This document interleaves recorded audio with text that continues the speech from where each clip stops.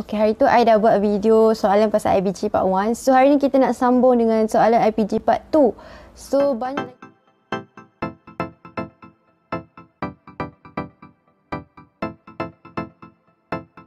Hai, Assalamualaikum. Ahlan wa sahlan wa marhaban bikum ila my YouTube channel. So, I am Masita Murhad. So, for those yang baru di YouTube channel aku ni, untuk pengetahuan korang, aku selalu buat video yang berkaitan dengan review and sharing. Review aku akan ada sharing dan di setiap sharing aku akan ada ada review. Okay?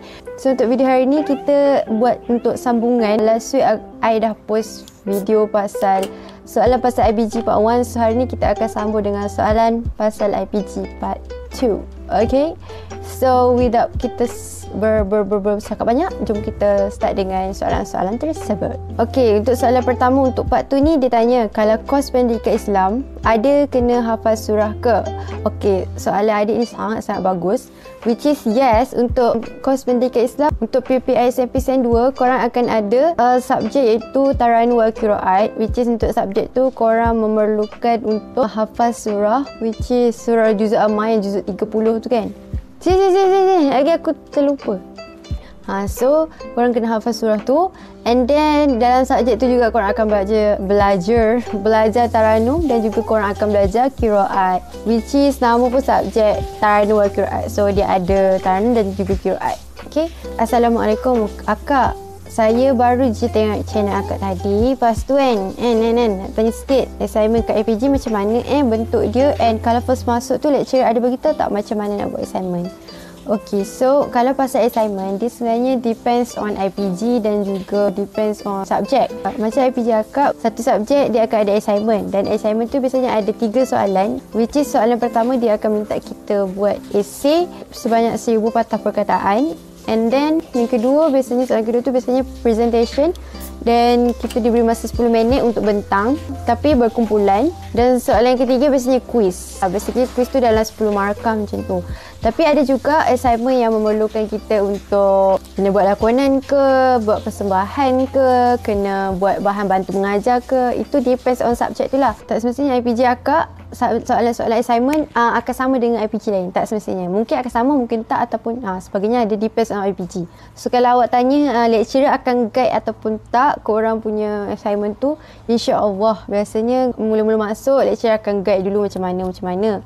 Tapi in case kalau lecturer tak guide pun, korang mesti boleh lagi tanya lecturer tu macam mana dia nak. Sebab dia memang lecturer yang buat soalan. So, lecturer juga yang akan menanda soalan, jawapan-jawapan korang nanti. Korang dapat soalan and then korang tak faham, korang tanya dulu, and then korang buat draft, and then dah siap draft tu korang tunjuk betul ke tak apa yang korang buat ni. Macam tu. So, nak tanya sini pun boleh, tapi aku pentingkan untuk korang untuk tanya lecturer yang tu lebih baik dan lebih bagus dan lebih pintar. Okay, next question. Baju batik memang kena sedia awal ke? Yes, baju batik memang kena sedia pada awal, sebab korang setiap hari Khamis dah kena pakai kan. So, memang kena ada daripada awal lagi, daripada awal-awal lagi lah memang kena ada. Okay, next soalan. Assalamualaikum Kak. Saya baru tengok video akak kat YouTube dan saya ada beberapa soalan nak tanya.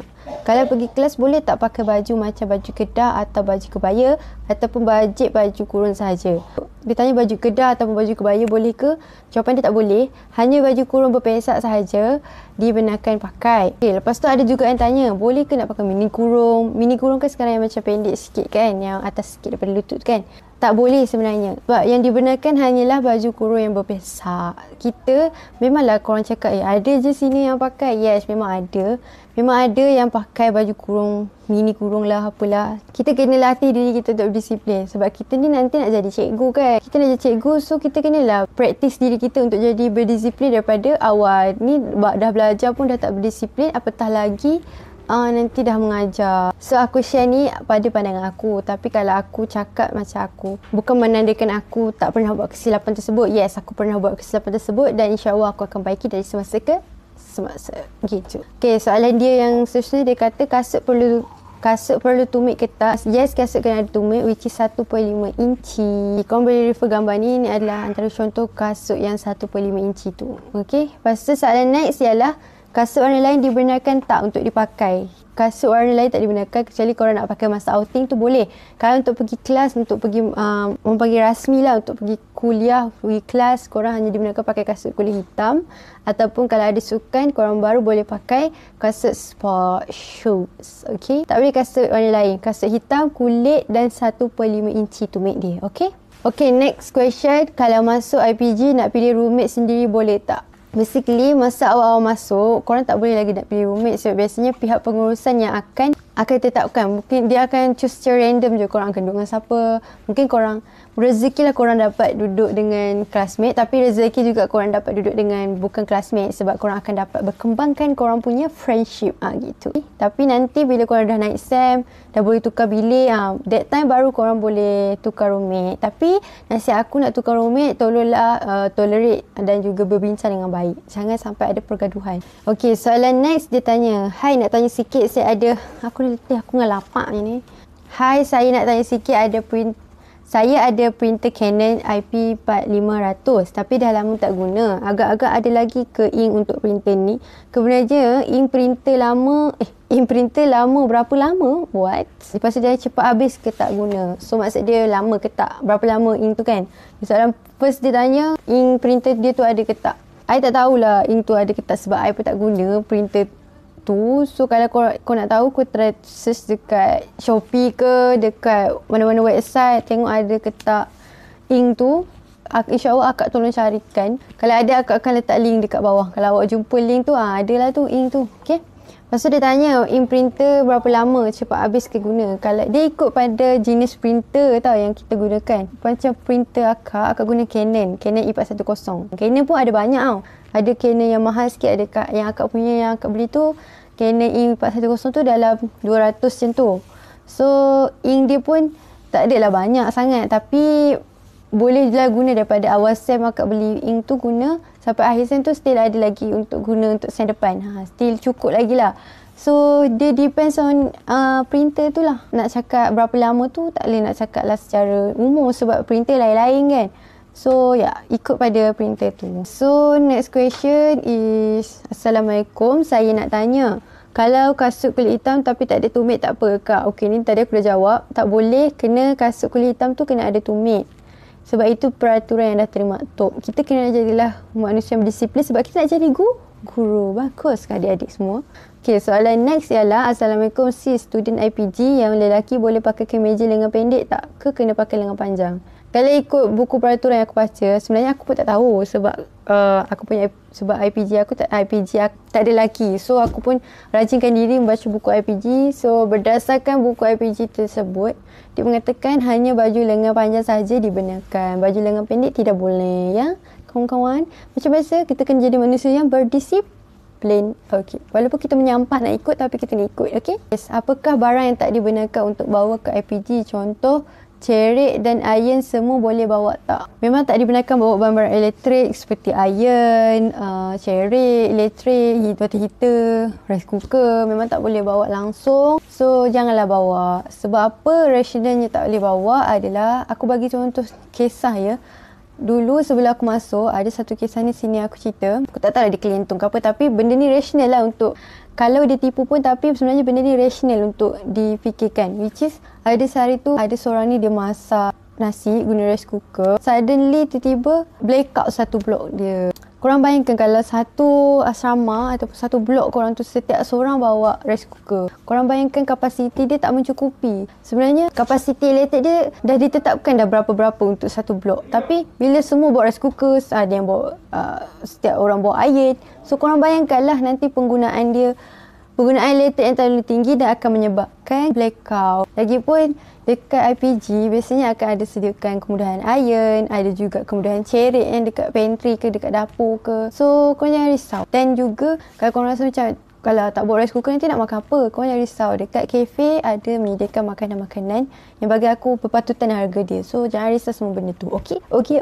Betul ke kalau Ocean PJ hanya akan pakai baju kemeja hari Isnin sahaja, hari lain pakai baju t-shirt? Okay, yang ni soalan ni mungkin yes ataupun mungkin not. Sebab dia ikut pada subjek lah. Ikut pada jadual waktu korang. Contohnya kalau hari Isnin tu je yang korang ada subjek yang kena pakai baju kuliah. So, hari Isnin tu je lah yang kena pakai. Lepas tu hari lain pakai baju PJ. Tapi kalau macam jadual korang, hari-hari korang kena pakai baju PJ, pakailah baju PJ. Begitu. Dia depends on subjek, jadual waktu dan ikut pada IPG tersebut. Macam mana dia susun jadual korang. Okay, next question ialah selalunya kan kalau pergi kelas pakai beg apa ya? Means jenis yang macam mana? Meja lah orang yang pakai macam mana? Okay, so mostly aku tengok soalan korang ni, mostly soalan ni yang korang boleh belajar sendiri dekat IPG. Bila korang masuk, korang dah boleh belajar. Tapi tak apalah, aku share juga untuk korang buat persediaan dan gambaran awal gitu. Kalau korang tanya, kalau biasanya student IPG aku lah, tak tahu IPG lain. Ada yang pakai backpack, yang bag galas kat belakang tu macam bag laptop kan. Ada juga yang pakai bag tote bag kat tepi tu, bag yang macam ni tu. Dia ada dua jenis manusia lah. Ada yang bawa backpack tu, ada juga yang bawa touch bag tu. Ada juga manusia yang bawa dua-dua bag sekali. Itu jenis level rajin nak mampus. So aku biasanya disebabkan laptop aku yang kecil ni, biasanya aku akan bawa touch bag sahaja. Aku letak laptop ni dalam bag laptop aku, and then masukkan dalam bag touch bag aku, and then bawa buku nota satu, and then bawa pencil box kecil comel, and then dah boleh pergi kelas. Botol air sekali. Botol air pegang lah selalunya. Tapi ikutlah juga pada subjek. Kalau subjek yang perlu bawa buku, sikit aku akan letaklah sikit buku dalam bag ataupun aku pegang. Sebab aku tak suka bawa backpack. Sebab aku tak ada backpack. So siapa nak belikan backpack untuk aku yang comel-comel, korang boleh beli. Okay? Tiba. Okay, by the way, untuk pengetahuan korang, aku ada seorang kawan aku yang dia ada buat custom tote bag, which is korang boleh tengok sendiri ni IG dia. Korang request je korang nak design macam mana, warna bag apa. Korang request je korang nak macam mana. InsyaAllah dia akan pertimbangkan gitu. Korang kalau korang nak tahu dia memang lukis sendiri, korang boleh tengok hasil-hasil dia yang dia hasilkan dekat IG ni, which is dia memang semua tu dia hasil dia menyulau sendiri, hasil dia lukis sendiri, hasil tangan titik peluh dia lah senang cerita. So kalau korang berminat, korang boleh just tekan link je aku letak kat bawah. Soalan seterusnya, kalau seluar Aina dengar cerita ada syarat dia. Dia tanya kalau untuk seluar mestilah kita kena pakai yang untuk aurat, yang tak ketat macam tu. Pakaian ni penting sebab kita bawa nama kita sebagai guru. So pemakaian tu orang tengok, penampilan kita orang tengok, semua orang tengok. So kita kena pakai dengan elok, berkarisma, berdisiplin, begitu. Seterusnya yang terakhir, dia tanya lepas tu t-shirt pun kena banyak betul ke? Kalau banyak untuk tujuan apa ya? Untuk aktiviti apa? Memang ada setengah cakap kena banyak baju t-shirt. Tapi kalau untuk bawa baju, untuk yang awal-awal masuk ni, korang tak payah bawa banyak sangat. Memang korang akan ada orientasi, ada suka-suka yang memerlukan pakai t-shirt. Tapi pada aku, 2-3 helai pun dah cukup untuk bawa baju t-shirt. Tapi untuk penggunaan jangka panjang, korang tak payah bawa banyak sangat sebab biasanya setiap SEM akan ada yang open order untuk t-shirt IPG. Macam aku pakai ni, okay, ini bukan t-shirt IPG lah. Ini memang t-shirt IPG tapi ini t-shirt kelas aku. Nampak tak? Ni ada logo IPG. Akan ada open order untuk baju kelas. Akan ada, itu untuk ikut kelas masing-masing lah. Kalau kelas korang nak baju kelas, korang dah boleh ada baju kelas. Tapi ada juga yang akan open order untuk seluruh IPG, which is baju untuk seluruh IPG lah. Maksudnya baju tu memang sama, seragam. Macam contoh baju ni. Nampak tak? Yang hitam, kuning, ni lah. So korang tak payah nak bawa banyak sangat. So basically memang kalau untuk pakai kat IPG, memang kena ada logo. So nak selamat, korang beli je baju t-shirt ada yang diorang open order untuk seluruh IPG tu. So aku rasa dah habis dah soalan-soalan yang korang tanya. So any question lain tu korang boleh komen dekat bawah, ataupun kalau korang tengok macam aku lambat sangat reply, korang boleh terus DM kat IG. By the way, before kita habis ni, aku nak share dengan korang, di sepanjang musim COVID-19 kita telah menghadapi PKP, kita menghadapi PKPB, kita menghadapi PKPP, banyak dah lama dah kita student duduk kat rumah. So ada juga yang student U dah kena balik U dia bulan 10 ni. Kita ni IPG tak tahu lagi sama ada kita balik ataupun tak IPG. So kita doa yang terbaik sahaja. So nasihat aku, korang manfaatkanlah masa-masa yang ada sekarang dengan parents korang, tolong diorang apa yang patut. Sebab after this korang akan menuntut ilmu. Kalau nak ceritanya, menuntut ilmu ni kan adalah satu kewajipan. Ada satu kata hikmah cakap, tolabul ilmi faridatun ala kulli muslim, iaitu menuntut ilmu adalah satu kefarduan kepada setiap muslim. So nak menunjuknya betapa pentingnya kita menuntut ilmu tu adalah penting lah. So dalam parents, insyaAllah keberkatan tu ada. So nanti korang nak masuk belajar mudah, apa semua kan. So itu saja untuk video kali ni. Sebab aku buat video IPG ni bukannya apa pun, aku saja nak buat sebab kita ada kelebihan, so kita akan share. So jangan lupa untuk tekan butang subscribe and like and comment and macam-macam lah. So jumpa lagi next video. Bye. Assalamualaikum.